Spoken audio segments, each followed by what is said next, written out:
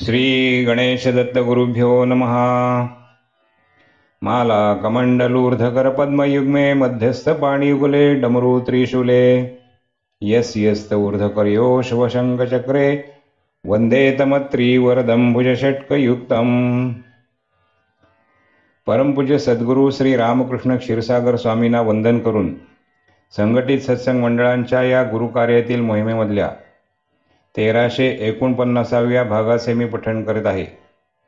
आज मार्गशीर्ष कृष्ण अष्टमी, गुरुवार दिनांक 4 जानेवारी 2024। उपदेशामृत संग्रह भाग 5 या ग्रंथातील तारीख 5 मार्च 1989 या दिवशी परमपूज्य श्री रामकृष्ण क्षीरसागर महाराजांच्या मुखातून निघालेल्या अमृतवाणीतील अमृतकणांचे पठण सुरू आहे। यामध्ये भक्तांनी विचारलेल्या जीवनात गुरूंचे महत्त्व किती या प्रश्नाचा खुलासा करताना परमपूज्य गुरुदेव आपल्या प्रासादिक वाणीतून सांगत आहेत। परमपूज्य महाराजांनी खुलासा केला की जीवनात गुरूंचे महत्त्व फार आहे, परंतु भक्ताला हे कळले पाहिजे। भक्तांच्या कल्याणाकरता त्यांना योग्य वेळी मार्गदर्शन करण्याकरता भगवंतांनी निरनिराळी रूपे घेतली। त्यापैकी काही म्हणजे भगवान श्री दत्तात्रेय, श्रीपाद श्री वल्लभ व श्री नरसिंह सरस्वती हे तिन्ही गुप्त झाले। त्यांचा देह सापडला नाही, याचा अर्थ ते चिरंजीव झाले व कायम लोकांच्या कल्याणाकरता जगाच्या अंतापर्यंत कायम राहतील असा ह्याचा अर्थ होतो। जीवनात गुरु असलेच पाहिजे आणि हाच जीवनात खरा आधार असतो। जर जीवनात गुरु नसते तर मनुष्याच्या जीवनात कधीही भरून न निघणारी पोकळी निर्माण होते। मनुष्य जीवनात पैसे कमावितो, घर, गाडी, बंगला सर्व घेतो, संसार करतो, मुलंबाळं होतात, परंतु मनाला शांती मिळत नाही।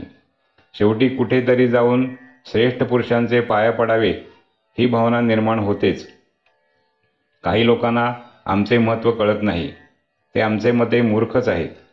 ज्यांचेकडे ईश्वरी गुण आहेत त्यांना वंदन करावे। मनुष्य जेव्हा पैसे कमवण्याच्या मागे लागतो तेव्हा पुढचा विचार करीत नाही। शेवटी आपल्याला एका चांगल्या गुरुला शरण जायचे आहे हे तो लक्षात घेत नाही। त्यावेळी योग्य गुरु कोण याचा तपास करून ठेवत नाही। मनुष्य जेव्हा अगतिक होतो तेव्हा नेमका तेथेच चूक करतो। तो कोणाच्याही नादी लागतो, कोणत्याही गुरूंच्या पाया पडतो, त्यावेळेला त्या साधू पुरुषांमध्ये ईश्वरी गुण आहेत की नाही याचा तपास करीत नाही। जेथे ईश्वरी गुण आहेत तेथे शरण जावे हे उत्तम होय। मनुष्याला ईश्वरी गुणांचा शोध घेता येत नाही, तो पुष्कळ साधू पुरुषांकडे जातो। काहींच्याकडे सत्पुरुषांचे गुणधर्म असतात, परंतु ईश्वरी गुणधर्म आहेत की नाही हे त्यांना कळत नाही। जेव्हा हे ईश्वरी गुण त्याला कळतात तेव्हा तो योग्य ठिकाणी आल्यानंतर कृतकृत्य होतो। आमच्याकडे एक भक्त 18 वर्षापूर्वी आला। सुरुवातीला 4-6 महिने आला, परंतु त्याने मला ओळखले नाही। नंतर तो आलाच नाही। या सत्पुरुषाला भेट, त्या संतांना भेट असे करीत 18 वर्षे फिरला, परंतु कोठेच मानसिक समाधान झाले नाही व शांती मिळाली नाही। शेवटी हा भक्त परत आमच्याकडे आला व झालेली चूक कबूल केली। शेवटी म्हणाला की इतके वर्ष हिंडलो, अनेक साधू पुरुषांकडे गेलो, परंतु तुमचेसारखी प्रेमळ व ईश्वरी गुण असलेली व्यक्ती कोठेच भेटली नाही। हे त्याला समजायला त्याचे जीवनाची 18 वर्षे वाया गेली।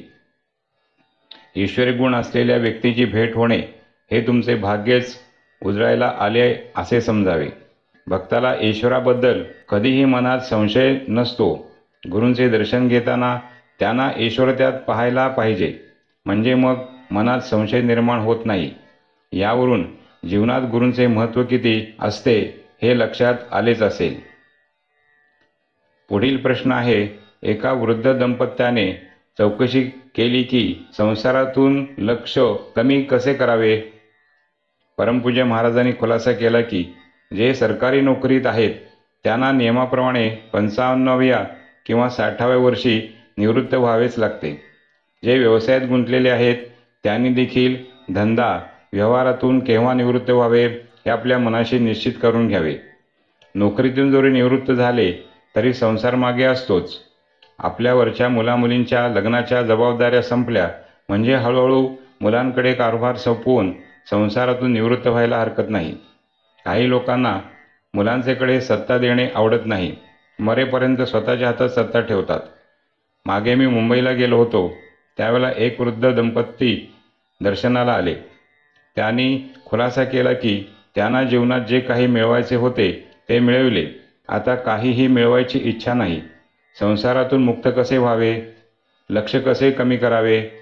मी मार्ग सुचवला की मुलापासून वेगळे राहा. अहो, ते कसे शक्य आहे? आम्हाला एकुलता एक मुलगा आहे, त्याचेपासून वेगळे कसे राहावे. त्यांना खुलासा केला की मुलाला सोडून कसे राहणार, म्हणजे तुमचा जीव अजून मुलात अडकलेला आहे. जर तुम्हाला खरोखरच संसारातून मुक्त व्हायचे असेल तर हे सर्व मायापाश तोडले पाहिजे. जर तुम्हाला व मुलाला मुंबईमध्ये राहायचे असेल तर मुलापासून 2-4 किलोमीटर अंतरावर राहायची जागा बघा व तेथे राहा. परंतु एकत्र राहू नका. वेगळे राहिल्याशिवाय मायापास सुटत नाही. सर्वसामान्य माणसाला संसारातून मुक्त होता येत नाही.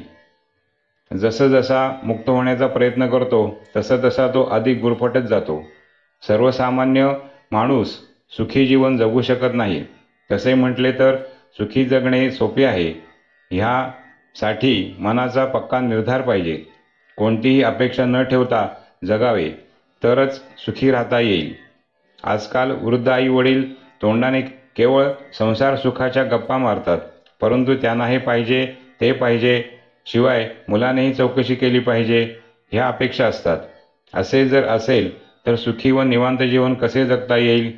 अपेक्षा विरहित जो जगेल तो खरा सुखी होईल. उद्याची फिकीर करू नका. उद्याचा दिवस जसा निघेल तसा स्वीकारावा व आनंद मानावा. सामान्य माणसांना अपेक्षा सुटत नाही. जीवनात जितक्या गरजा कमी तेवढा मनुष्य सुखी राहतो. सामान्य माणसे विनाकारण काळजी करतात. उद्या काय भाजी खायची व परवा काय खायची याचा अगोदर विचार करून बाजारातून पिशवीभर भाजी आणून फ्रीजमध्ये ठेवून देतात. उद्याची तयारी आजच सुरू होते. अशा रीतीने वागले तर गरजा कमी कशा होणार. तुमच्यासारखी माणसं संसाराचा त्याग करू शकत नाही. त्यागी माणसं जन्माला यावे लागतात आणि जेथे अशी त्यागी माणसं असतील ती वंदनीय समजावीत. जर अशी त्यागी माणसं साक्षात्कारी असतील तर सोन्याहून पिवळे म्हणजे पूजनीय समजावे. तुम्ही केव्हा निवृत्त व्हावे, निवृत्तीचा काळ कसा घालविणार याचा आतापासून विचार करून ठेवा. जर नामस्मरणाची सवय लावली तर निवृत्तीनंतर वेळ आनंदात जातो. श्री गुरुदेव दत्त. गुरुबंधू आणि भगिनीनो, यापुढील अमृतकणांच्या श्रवणासाठी पुन्हा भेटूया उद्या सकाळी 6 वाजता. श्री गुरुदेव दत्त.